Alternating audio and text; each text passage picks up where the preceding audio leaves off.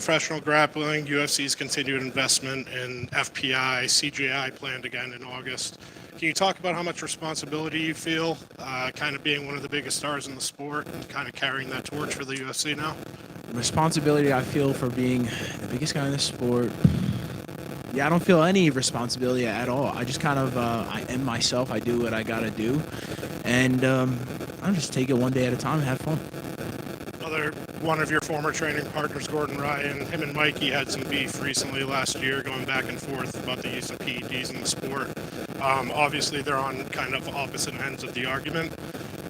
You've always maintained that you do it the right way. Can you talk about that beef and any comments on their back and forth? Well, I just think that using performance enhancing drugs probably takes away from, you know, the purity of the sport in the sense of like how good your technique is, how athletic you really are, because you can just overpower somebody. And also, like, a lot of these guys can just take steroids and not necessarily work out and build muscle. That's kind of like, I mean, that sounds like cheating, right?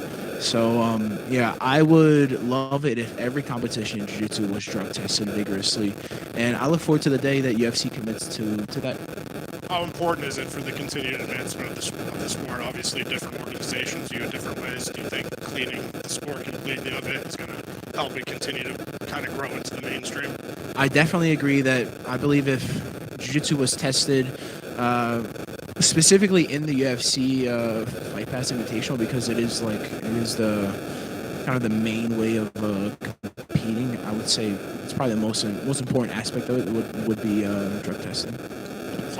Let's talk about your match with Victor. Everyone kind of expected you guys to face each other last year at CGI. Obviously, he lost in the first round. Were you disappointed at all that you didn't get that rematch at CGI? Disappointed, I think, would be like an emotion. I don't really have any emotions. What adjustments do you think you need? Obviously, you guys have faced each other many times. What adjustments have you made going into this match where you'll finally be able to get the job done? Yeah, just have a better understanding of the sport and of my game plan and techniques, and I'll just go out there and implement my techniques against my opponent and just enjoy it. Final prediction? Nicky Rodriguez via submission. Thank you. Right here. When you say you have a better understanding of the sport, what exactly do you mean by that?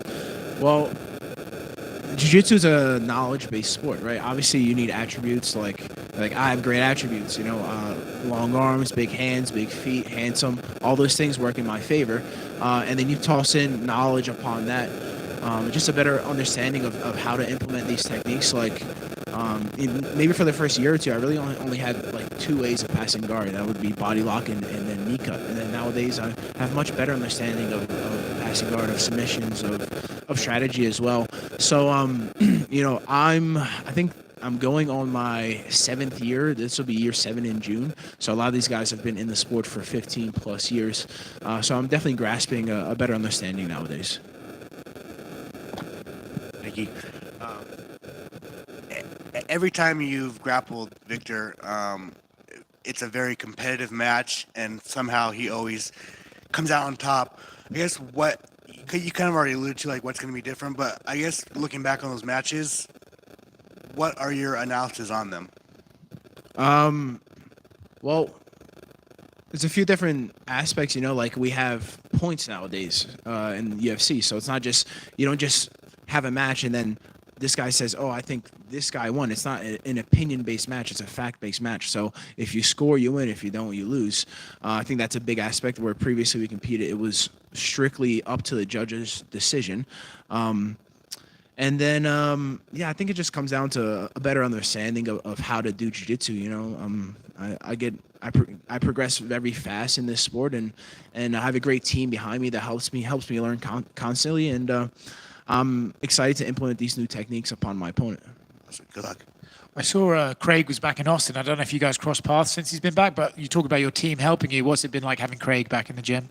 Yeah, it's good having Craig. I saw him for he was there for a day. That's all I need.